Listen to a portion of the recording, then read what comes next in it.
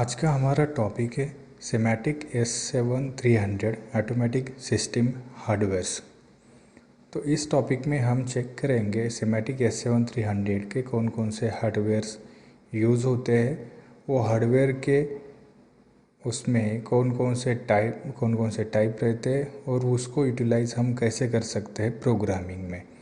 तो semantic S7300 programming के लिए हमें चाहिए हार्डवेयर कम्युनिकेशन के लिए चाहिए Simatic manager software to communicate PLC program के लिए, और जो सॉफ्टवेयर है वो ऑपरेशन के लिए हमें चाहिए सिमेटिक स्टेशन, जिससे हम ये programme upload download programming changes PLC में कर सकते हैं।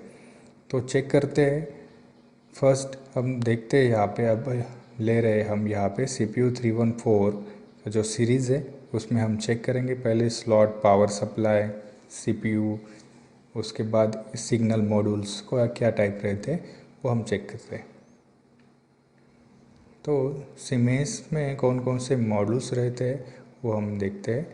सीमेंस में देख लीजिए, अब फर्स्ट जो स्लॉट रहता है वो रहता है पावर सप्लाई का, हम PS इसको बोलते हैं।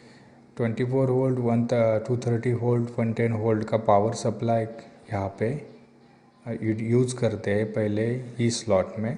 सेकंड जो रहता है उसमें रहता है CPU, सेंट्रल प्रोसेसिंग यूनिट, जिसमें हम प्रोग्राम अपलोड डाउनलोड कर सकते हैं। इंटरनल मेमोरी स्टोरेज उसमें रहता है और उसके कम्युनिकेशन प्रोटोकॉल भी उसके साथ रहते हैं। थर्ड स्लॉट जो रहता है PLC के मतलब CPU के बाद में, वो होता है इंटरफेस मॉड्यूल। तो ये इंटरफेस मॉड्यूल जो यूज़ करते हैं वो एक्सपांशन के लिए यूज़ करते हैं। अगर हमें एक्सपांशन मल्टी टायर कॉन्फ़िगरेशन करना है, 1 से 2, 2 से 3, 4 से ऐसे करना है, तो इसके लिए IM मॉड्यूल हम यूज़ करते हैं। उसके बाद आते हैं SM मॉड्यूल, SM यानी सिग्नल मॉड्यूल्स। उसमें सिग्नल मॉड्यूल कौन कौन से रहते हैं? DI, DO, AI, AO, ये मॉड्यूल्स उसमें रहते हैं। नेक्स्ट आता है फंक्शन ब्लॉक। सिग्नल मॉड्यूल पर हमेशा फंक्शन ब्लॉक यूटिलाइज़ करते हैं। फंक्शन ब्लॉक में सर्वो मोटर, PID कंट्रोलर जो रहते हैं वो यूटिलाइज़ हम कर सकते हैं। और उसके बाद लास्ट में जो रहता है वो कम्युनिकेशन, CP मॉड्यूल्स बोलते हैं उसको, वो कम्युनिकेशन मॉड्यूल्स रहते हैं, जैसे कि प्रोफिबस, प्रोफिनेट। ये मॉड्यूल हम लास्ट में कनेक्ट करते हैं PLC में। ओके, तो इसी तरीके से हम जो भी कॉन्फ़िगरेशन करते हैं PLC का, तो इसी प्रकार से हमें कॉन्फ़िगरेशन लेना पड़ता है। First power supply, second CPU, third interface module, उसके बाद सिग्नल मॉड्यूल, उसके बाद फंक्शन मॉड्यूल एंड लास्टली जो है वो कम्युनिकेशन मॉड्यूल। ओके, तो ये यहाँ पे देख लीजिए, यहाँ पे एक एग्जांपल दिया है CPU 317 का। तो आप देख सकते हो यहाँ पे उसका जो पावर सप्लाई फर्स्ट यूज़ किया है DC 24 वोल्ट का। उसके बाद ये सिमेटिक S7300 का CPU यूज़ किया है। उसके बाद सिग्नल मॉड्यूल यूज़ किया है DI 32, DO 32, और लास्ट में अगेन DO 16 के। ओके, तो इसी प्रकार से हम मॉड्यूल हार्डवेयर यूज़ करते हैं, उसके साथ कम्युनिकेशन करते हैं। नेक्स्ट हमारा टॉपिक है maximum configuration of semantic S7300 with 4 rack. क्यों हम 4 रैक ही S7300 मॉड्यूल को यूज़ कर सकते हैं? तो यहाँ पे देख लीजिए, फर्स्ट जो स्लॉट रहता है उसमें देख लीजिए, अभी power supply, CPU, interface module के बाद में सिग्नल मॉड्यूल जो यूज़ होते हैं एक रैक में वो 80 होते हैं, सिग्नल मॉड्यूल 1 to 8। नेक्स्ट जो रैक रहता है, जो हम बोलते हैं इसको रैक, पहले 0 रैक बोलते हैं, उसको रैक 1 बोलते हैं, एक्सपांशन रैक। उसमें भी देख लीजिए power supply, interface module and signal module 1 to 8। Next rack में देख लीजिए वो भी एक्सपांशन रैक ही रहेगा, वो power module, interface same 8 signal module. Last वाला जो रहता है रैक 4, तो उसमें भी 80 आउटपुट रहते हैं, 80 मॉड्यूल हम यूज़ कर सकते हैं। ओके, तो इसी प्रकार से इसका कॉन्फ़िगरेशन होता है।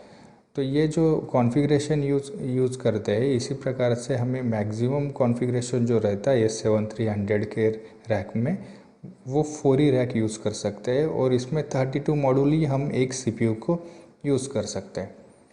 जो कॉन्फ़िगरेशन चेक कर सकते हैं यहाँ पे, CPU हमने एक लिया है IM360 कॉन्फ़िगरेशन इंटरफेस मॉड्यूल लिया है।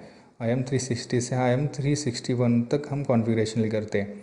तो जैसे ही इसको हम कनेक्ट करते हैं तो 10 मीटर के अंतर पर ही हम एक्सपांशन मॉड्यूल यूटिलाइज़ कर सकते हैं, यूज़ कर सकते हैं।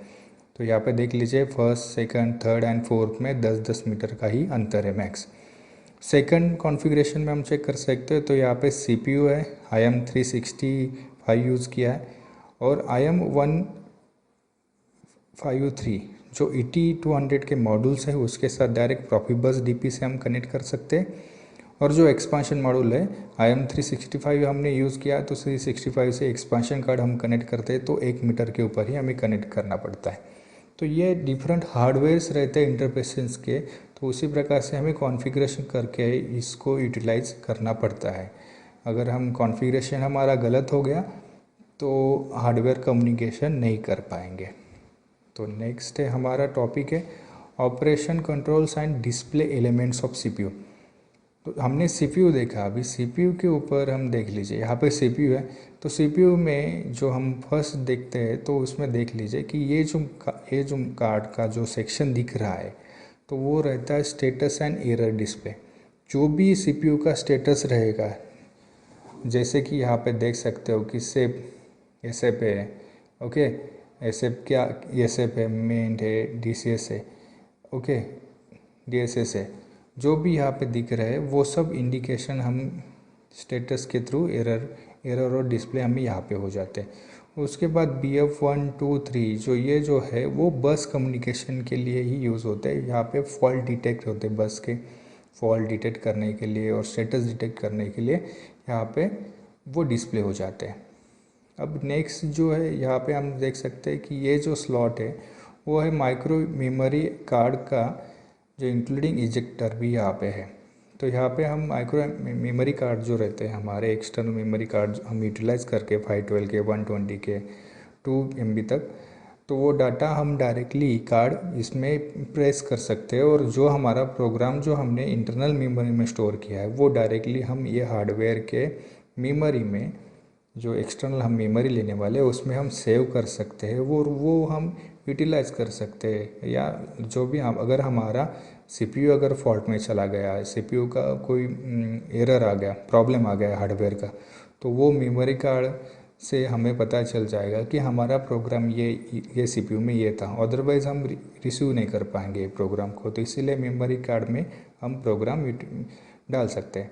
नेक्स्ट जो है वो यहाँ पे देख लीजिए, ये जो ऑपरेशन है ये मोड स्विच का है। तो यहाँ पे रन मोड, स्टॉप मोड और MRES मोड, 3 मोड है यहाँ पे। रन मोड में हम CPU यहाँ पे प्रेस कर सकते हैं, स्टॉप मोड में भी हम मैनुअली ये CPU डाल सकते हैं, और MRES मतलब हमें अगर अगर हमें रीसेट करना है CPU, कुछ स्टेप्स हमें रीसेट करना है, तो साइकिल अगर रीसेट करना है तो उसी के लिए MRES हम होल्ड करना पड़ता है MRES स्विच को। तो होल्ड करने के बाद वो CPU ऑटोमेटिकली रिस्टार्ट हो जाता है और वो रीसेट मेमोरी रीसेट हो जाती है। नेक्स्ट जो है वो कम्युनिकेशन है। तो यहाँ पे देख सकते हो कि इंटरफेस है, यहाँ पे MPI और DP इंटरफेस के लिए ये 2 स्लॉट यूज़ होते हैं। नेक्स्ट से इंटरफेस के लिए ये वो है PN नेटवर्क, प्रॉफीनेट के लिए ये 2 पोर्ट हम यूज़ कर सकते हैं, इसके साथ हम प्रोग्रामिंग कर सकते हैं। ये है हार्डवेयर का मैक एड्रेस है, 2D बारकोड के लिए हम यहाँ पे यूज़ कर सकते हैं। और ये बारकोड, ये मैक एड्रेस हम यूज़ करके PLC प्रोग्रामिंग अपलोड भी कर सकते हैं, अपलोड डाउनलोड भी कर सकते हैं। ये जो है स्लॉट है 24 वोल्ट DC सप्लाई का L+M। तो L+ के लिए हम पॉजिटिव सप्लाई कनेक्ट करेंगे, M के लिए ग्राउंड कनेक्ट करेंगे। तो ये कनेक्शन सप्लाई के लिए हम यूटिलाइज़ कर सकते हैं।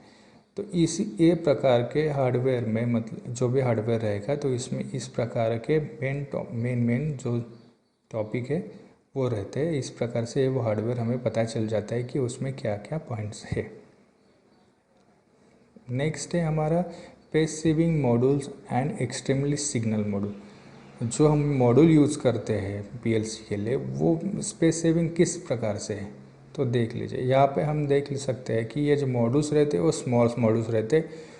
उसको अगर PLC के साथ कनेक्ट करना है तो यहाँ पे बस कनेक्टर जो है वो बस कनेक्टर यहाँ पे PLC के साथ और नेक्स्ट मॉड्यूल के साथ हम कनेक्ट कर सकते हैं। जो माउंटिंग रहती है डिन ड्राइल के ऊपर हम ये डायरेक्टली माउंट कर सकते हैं और easy to replace and easy to remove कर सकते हैं। इसके कोई हार्ड एंड फास्ट उसमें ऐसा कुछ R&D करने की ज़रूरत नहीं है। सिंपल से हम उसको सिंपल ट्रिक से उसको रिमूव कर सकते हो और बिठा सकते हैं और ये इजीली चेंज भी हो जाता है। तो इसीलिए और जो साइज़ रहती है वो बहुत स्मॉल साइज़ रहती है। Addressing of S7300 models. S7300 को हम देख लिए अभी, तो उसके एड्रेसिंग किस प्रकार से रहते हैं, उसका एड्रेसिंग हम कैसे यूटिलाइज़ कर सकते हैं। तो यहाँ पे देख लीजिए ये जो मॉड्यूल्स रहते हैं, ये देख लीजिए यहाँ पे स्लॉट नंबर ऊपर दिया है और नीचे मॉड्यूल्स दिया है। स्लॉट नंबर 1 में हम हमेशा पावर सप्लाई यूज़ करेंगे। स्लॉट 2 में हमने CPU यूज़ करना है। स्लॉट 4 में हमने इंटरफेस मॉड्यूल या सिग्नल मॉड्यूल जो भी है वो हम स्लॉट 4 में हम सिग्नल मॉड्यूल यूज़ करेंगे। 2 एंड 3 जो रहता है उसमें हम CPU and interface module use कर सकते हैं। 4 से 11 तक एक CPU में हम 8 मॉड्यूल ही यूज़ कर सकते। ओके, तो यहाँ पे एड्रेसिंग कैसी रहती है। अगर ये जो हमने अभी कनेक्ट किया है SM मॉड्यूल, तो उसमें देख सकते हो कि 0 to 7 और 1 to 7 1.7 ये एड्रेसिंग दिया है। ये क्यों दिया है, क्योंकि ये 16 बिट एड्रेसिंग है। ओके, तो यह एड्रेसिंग टाइप जो रहता है CMOS में, ये byte dot bit addressing type रहता है। ओके, तो इसका एड्रेसिंग देख लीजिए। पहले 8 बिट जो है वो उसका एड्रेसिंग है 0.0 से लेके 0.7 तक। ओके, नेक्स्ट 8 बिट का जो एड्रेसिंग है वो आता है 1.0 से लेके 1.7 तक। ओके, तो इनपुट एड्रेस फर्स्ट के जो रहेंगे वो क्या रहेंगे, I0.0 to 0.7 and output address रहेंगे 0.0 to 0.7। सेम इनपुट एड्रेस रहेंगे नेक्स्ट उसी कार्ड के नेक्स्ट पार्ट में, जो नीचे के जो पार्ट रहेंगे उसमें I1.0 to 1.7 and Q1.0 to 1.7। तो एड्रेसिंग कैसे रहता है, यहाँ पे प्रीफिक्स फर्स्ट जो हम इनपुट रहता है तो इनपुट के लिए हम I यूज़ करते, आउटपुट रहेगा तो उसके लिए Q यूज़ करेंगे। जो हमारा फर्स्ट बाइट रहता है तो उसका फर्स्ट बाइट हम डालते हैं 0 1 2 जो भी हमारा बाइट रहेगा उसका रहेगा और डॉट डाल के हम बीट यूज़ कर सकते हैं। तो फर्स्ट इनपुट एड्रेस हमारा क्या होगा, I:0.1। Okay, and first output address हमारा, अगर फर्स्ट आउटपुट हमारा 0 कार्ड का रहेगा तो हमें Q आउटपुट :0.1 ये हमारा फर्स्ट आउटपुट रहेगा। तो यह है S7300 मॉड्यूल का हार्डवेयर कॉन्फ़िगरेशन। Thank you.